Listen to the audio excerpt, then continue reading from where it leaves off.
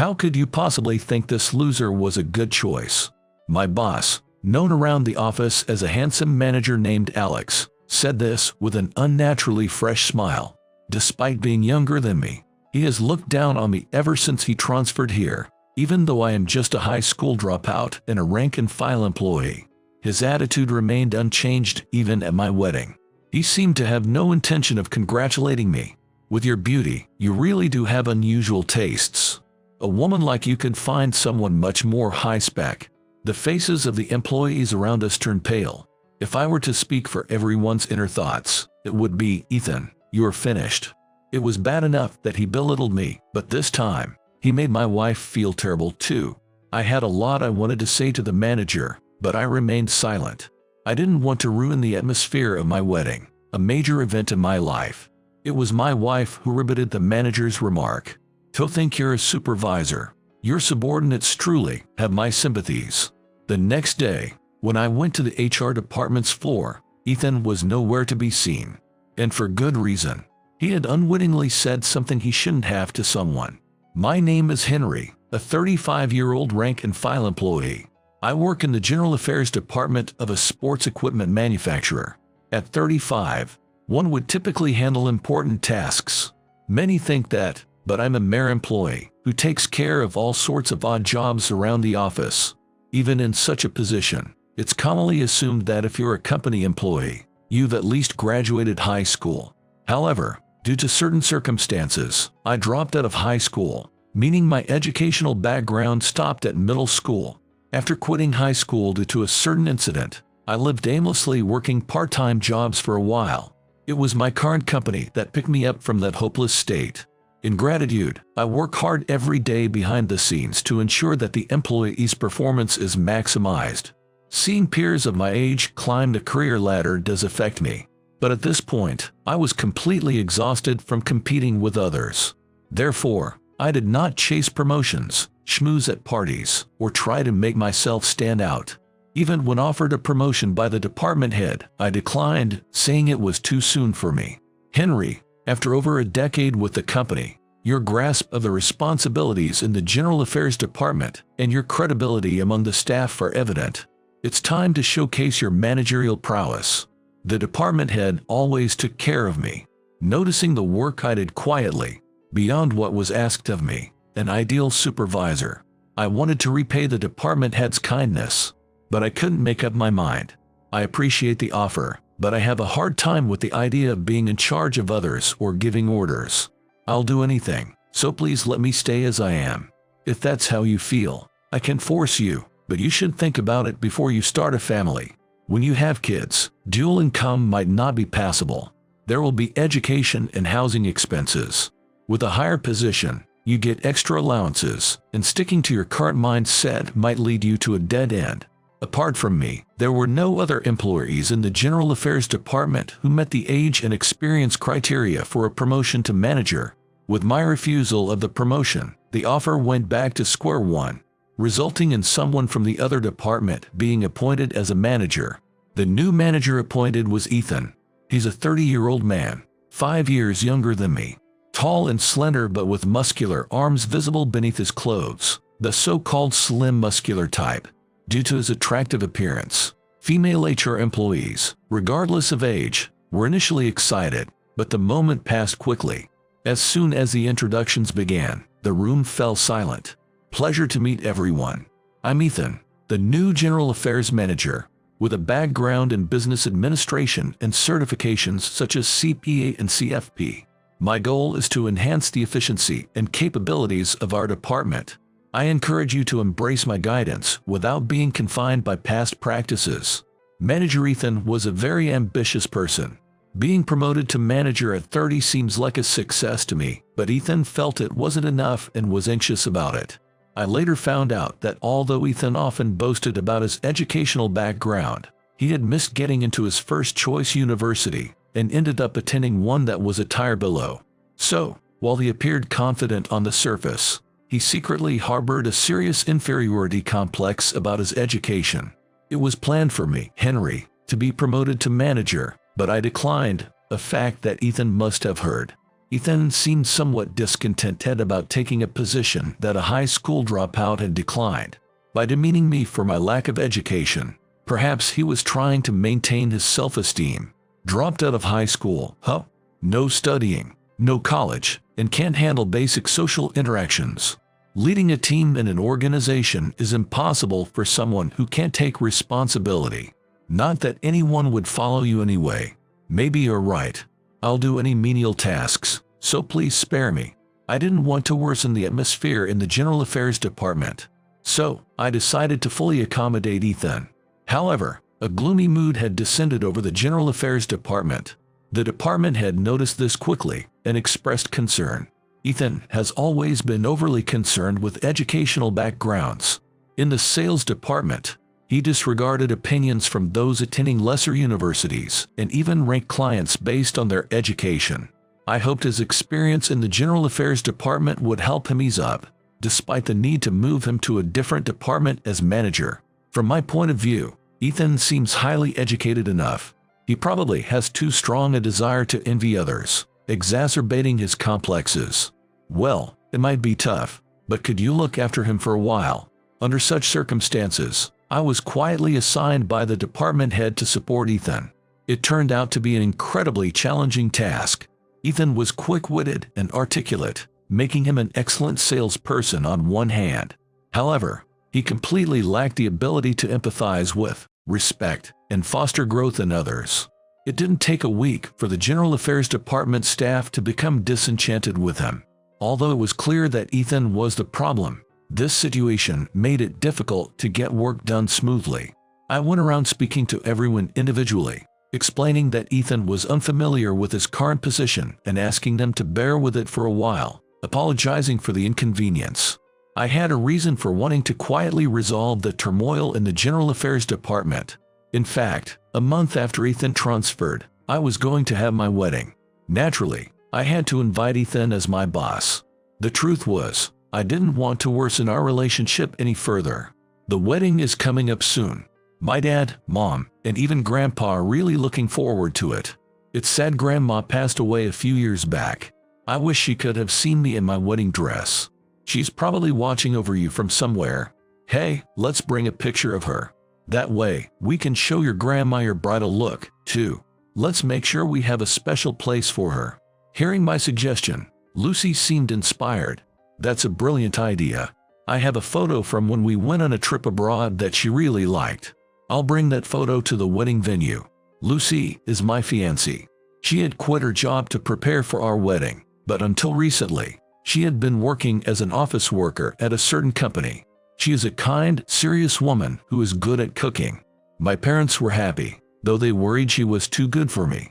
I don't earn much because of my high school dropout background and rank-and-file employee status.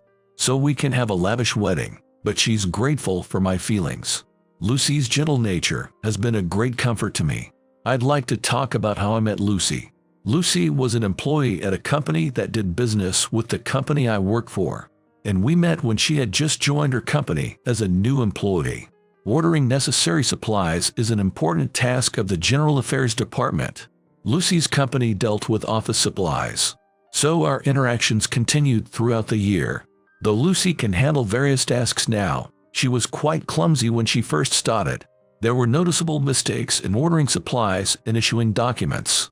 However, as I interacted with her, I came to know her as a sincere and honest person who put her all into everything she did.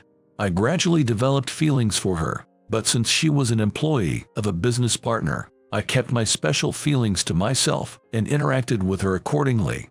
My close encounter with Lucy wasn't through work, but through a personal setting. I work at a sports equipment manufacturer, but I've always been a baseball kid at heart. I batted second and played shortstop. I once aspired to win the high school baseball championship or join the professional league, dedicating every waking moment to baseball. I'm currently employed at a company. For about 10 years, I only watched baseball, but then I started playing again due to some unexpected circumstances. Henry, your play is always really good to watch. You might not be a home run hitter, but you rack up hits that lead to scores. And the success rate of your bets is something else. There was a pro baseball player known as a bent master back in the day, and you have that kind of vibe, Henry. No, that's too much praise. I used to think I could become a baseball player when I was younger, but the results honestly show it's not such an easy world. It's true, the world doesn't bend to your will easily. However, playing baseball as a shortstop, responsible for covering from third to second base, demands constant vigilance across the entire infield, particularly from shortstop to second base. The man who said this to me with narrowed eyes is Robert. He's 80 years old and has demonstrated his capabilities as a president of a company for many years. Recently, he handed over his position to his son and stepped back to become the chairman. Now, he's more passionate about managing a community baseball team than running the company. Playing shortstop does sometimes mean running towards center field or left field. I'm not sure how well I can survey the field, but maybe I still have some stamina left. Scanning the field probably does use up a lot of energy. Otherwise, you wouldn't be able to cover bases for steals and pickoffs. It's also the key to initiating double plays and relay plays. Being praised by the organizer of the community baseball team, I couldn't help but blush. Being praised by someone else, I wonder how many years it's been. The last time I was praised like this was back in middle school.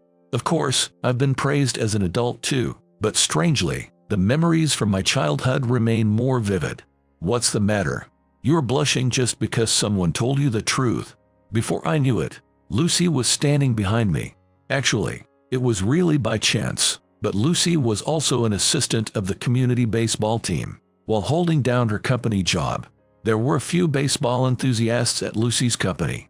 During our business interactions, it became known that I played baseball seriously, and through another employee from the client's side, I was invited to join their community baseball team.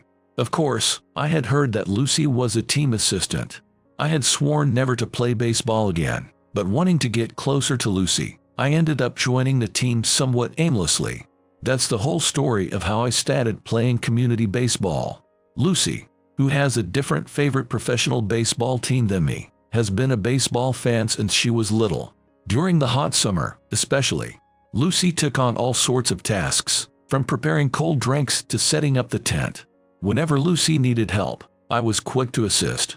Gradually, Lucy started to rely on me whenever she was in trouble.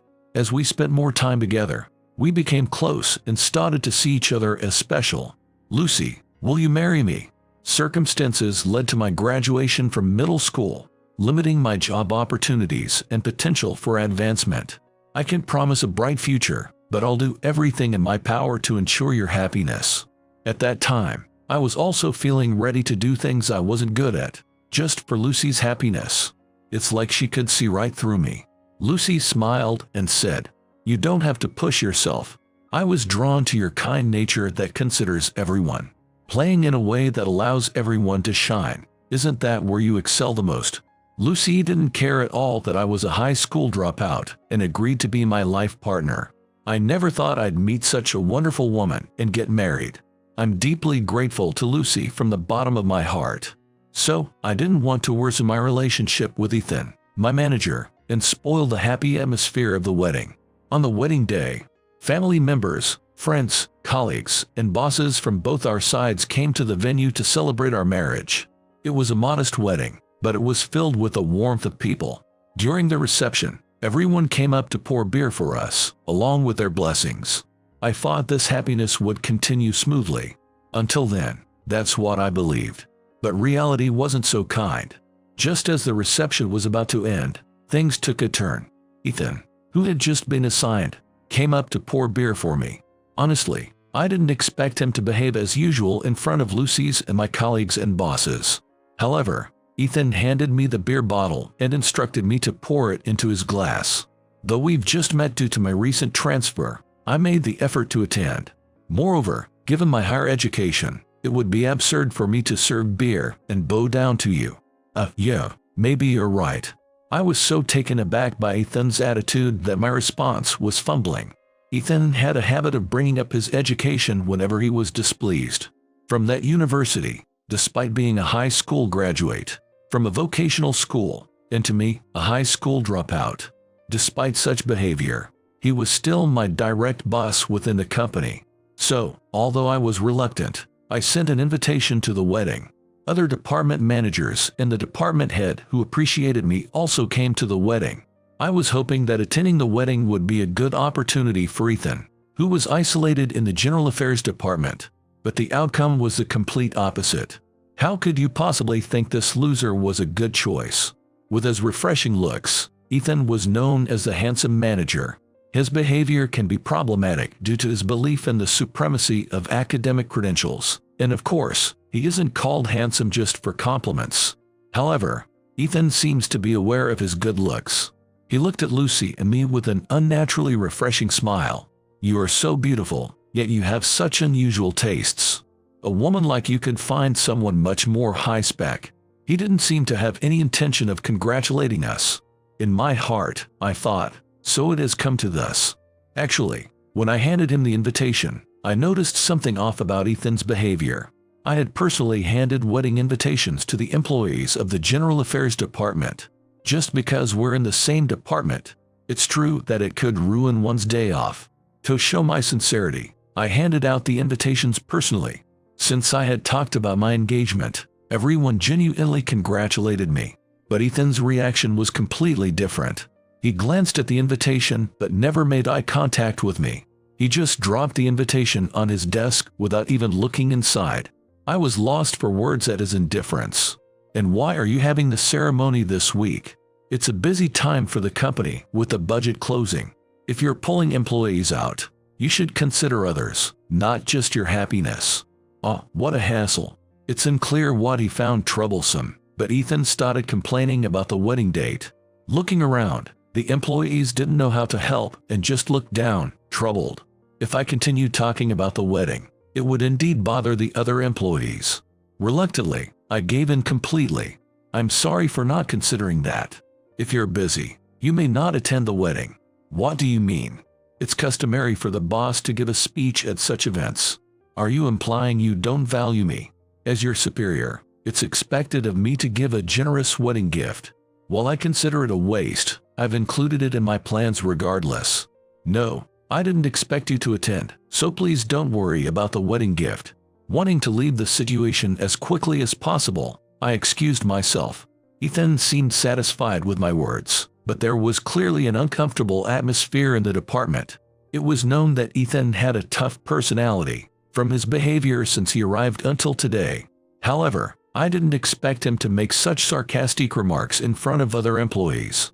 I immediately went home and vented to Lucy about what had happened that day. I was really surprised.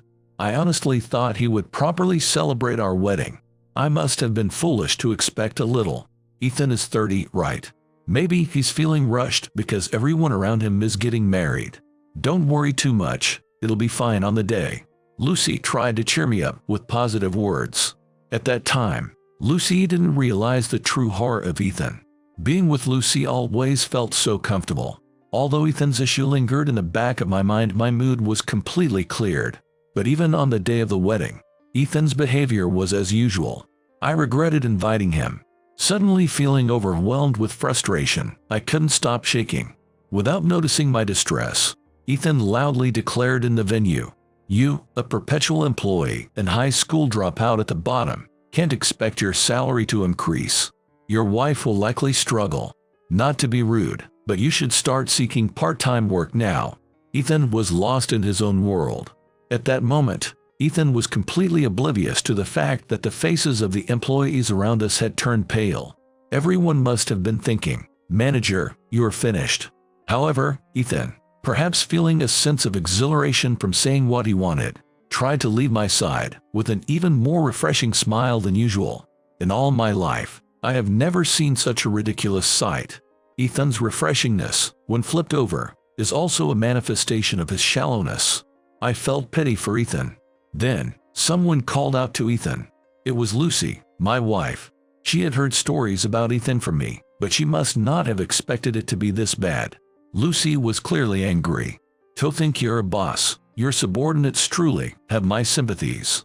When Lucy said that, Ethan turned around with a surprised look. "What do you mean?" Ethan retorted to Lucy. Lucy is usually gentle, but she has a side that becomes quite formidable when she's angry. I braced myself for that moment. Why can't you celebrate your subordinates' happiness? How do you expect to foster team growth with such an attitude? Your constant smiling seems insincere. If you saw no value in attending the wedding, you shouldn't have come at all. That would have been more honest and respectable. As Lucy unleashed what she had been keeping inside, Ethan's expression changed. I get chills seeing others happy. The moment he shouted back, it seemed like Ethan caught sight of the department heads and managers. Seeing his disheveled appearance, everyone was utterly astonished. Seeing that, he must have panicked. Ethan then turned his back on us again and left the venue, his emotions clearly disturbed. He left clutching the beer bottle he had intended to pour for me.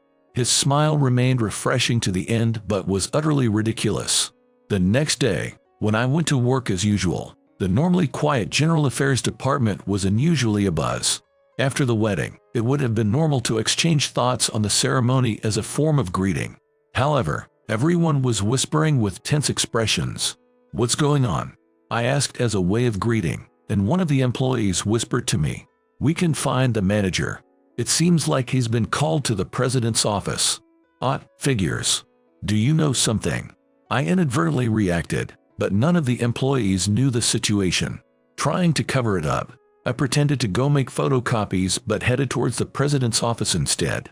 As I approached the president's office, sure enough, I could hear several people talking inside. When I knocked lightly on the door, the secretary peeked out. Good timing. Please come in. Entering the president's office, I saw Ethan, the president of my company, a chairman from a client company, and Lucy, my beloved wife, sitting across from each other with solemn expressions. "I'm sorry for all the trouble yesterday. It was a really beautiful wedding." Lucy looked truly happy. "Jess, I really did." Ignoring Ethan, Henry, the chairman, and Lucy engaged in conversation. Then, the president looked my way. He expressed his sincere apologies for not attending the wedding in front of Ethan. "I'm sorry I couldn't make it to your wedding yesterday. I had a business trip planned 6 months ago. I really wanted to celebrate your new beginning. It's the thought that counts, thank you." I glanced briefly at Ethan. He's always full of confidence. Now, he clearly didn't know what to say, his eyes swimming. Seeing Ethan flustered, I said, "Thank you for attending yesterday, despite your busy schedule. I realize it's a hectic time for the company, and I apologize for any inconvenience to the HR department. Feel free to give me any instructions on tasks that need attention." "No, thanks for yesterday." He was unable to respond properly in front of the president. His mind must be in quite a turmoil. That's when the chairman from our client started the main topic. "Right. We have an important discussion. You're Ethan, right? I saw you briefly at Lucy's wedding yesterday. Thank you for coming despite it being a weekend." Yes. As a boss, I wanted to celebrate my subordinate's new chapter. Ethan tried to act as if the harsh words he had for me at the wedding didn't exist, especially in front of the management. He suddenly regained his refreshing smile and started acting like an ideal boss, thinking he could fool everyone. But it was a futile effort. I was deeply moved. At over 80 years old, having lost my wife to illness, I cherish every moment. Witnessing my granddaughter Lucy's wedding, especially to Henry, a standout player in our community baseball team, brought immense joy. As I approached to express my emotions, you both arrived. What was your response? In fact, the chairman calling Lucy his granddaughter is Robert, the organizer of the community baseball team I belong to. So, Lucy is the granddaughter of our client's chairman and the daughter of our president. Ethan had made disrespectful comments about her choice of partner and suggested she look for part-time work. When I got engaged to Lucy, I had informed the General Affairs Department staff about the future, but that was just before Ethan took his position. I should have informed Ethan too, but his demeaning behavior towards me was so severe that I missed the chance to discuss my engagement with Lucy. "I'm sorry, Ethan. I didn't mean to hide it. However, you seemed to dislike me so much that I couldn't find the right moment to bring up personal matters, and before I knew it, the day had arrived." As I was about to apologize more, Lucy gently stopped me. "Let's stop apologizing now. It seems he doesn't know anything. It would be pitiful to dig himself deeper. It's better to inform him properly. as strained relationships would trouble the company. Your strength lies in your ability to look around. Maybe you worry too much because you see too much. Now that it's come to this, instead of beating around the bush, you should be informed about your future career plans. Prompted by Chairman Robert, I stood up slowly in front of Ethan and clearly communicated what I knew about my future career. I met Lucy through my work in the General Affairs Department. When I developed feelings for her, I didn't know she was the president's daughter. However, through our connection in community baseball, we quickly became close and decided to marry. It was only then I became fully aware of Lucy's background. The client's company is an office equipment manufacturer globally recognized for its high-performance product development. However, the size of the company isn't that large. It's a family-run business, and Lucy is the granddaughter of the company's founder. That means Lucy's husband would also be a candidate for the company's future leadership. As for me, I honestly had no ambition to climb the corporate ladder, but meeting Lucy made me realize I needed to change to be with her. Again, I was a former high school baseball player aiming for the national championship and even professional leagues. However, an injury during practice ended my dream of a baseball career. I lost my motivation to continue school and dropped out. After burning out from the fierce competition in baseball, I wanted to distance myself from competing. I was picked up by my current company, where I wanted to spend my days peacefully as a regular employee. Meeting Lucy inspired me to change. I resolved to prepare myself as a potential successor. While I acknowledge my current lack of experience and ability, I've been diligently learning general affairs essentials. I've eagerly taken on every task assigned to me. Although offered a promotion to manager by the department head, I initially planned to resign within a year, so I declined. Then, you entered the picture. You're resigning, as in for real. I'll be joining Chairman Robert's company. I'll start as a regular employee without a title to learn the ropes. When our marriage was decided, I was offered a position as an executive to be involved in the company's management. The chairman believed I could make a significant contribution based on my style of play in baseball. However, I thought it wouldn't be fair to the employees if I became an executive without any proven track record. That's why I asked to start as a rank-and-file employee to learn the job first. Well, that's the situation. Ethan found himself in an irreversible situation. He had repeatedly made disrespectful remarks to the president's daughter, my wife. No one was there to offer him a helping hand. Then, the president spoke to Ethan in a low voice. "Please go home for today. There have been some concerning reports about you, aside from yesterday's event. We'll conduct a thorough internal investigation and inform you of her status afterward." It turns out there were employees who had been harassed for their educational background, not just within the company but extending to our clients as well. Although there were differences in severity, the total number reportedly exceeded 50 people. The company was trying to expand its business scope by valuing various abilities, not just academic credentials. That's why, alongside middle school dropouts like me, there were super elites who had graduated from universities abroad. Ethan's actions were completely contrary to the company's policies. People who use sports equipment polish themselves daily in a dimension separate from academic credentials. The products we handle belong to a world unrelated to education, right? Ethan, we hired you not because of your academic background but because you diligently played soccer until high school, even though you were a reserve. If you had been a regular, we might not have hired you. I still remember how your eyes shone when you talked about soccer during the interview. Please, bring back that version of yourself. It was later revealed that Ethan, like me, had experienced failure in sports. He had practiced morning and evening, rain or shine, but never secured a spot in the starting lineup. Then he diverted his enthusiasm to studying, determined to prove himself despite failing to achieve a starting position. However, he wasn't accepted to his first choice university. To me, it was a prestigious university, but for Ethan, it was another failure. Just like soccer. I'm sorry. I'll cool my head off and start over. 2 weeks later, following the results of the internal investigation, Ethan was dismissed, which could affect his future job search. Officially, it was presented as a resignation due to the president's leniency, and I was appointed as the acting manager until a successor was trained. When a younger colleague showed promise, I transitioned to the client company as a future successor. There was no word from Ethan, and I secretly worried about him. Years later, I heard through the grapevine in the community baseball world about Ethan's whereabouts. After wandering abroad for a while, Ethan returned home. Perhaps feeling refreshed, he began job hunting. He was hired as an administrative staff member for a local soccer team, earning less than half of what he made as an employee. With almost no staff, Ethan even took on toilet cleaning duties himself. He must have chosen to chase his dreams by letting go of his pride, accepting his past of being a reserve player, finding value in nurturing young talent. There's a world only visible from the bench. And surely, Ethan found his rightful place in that world.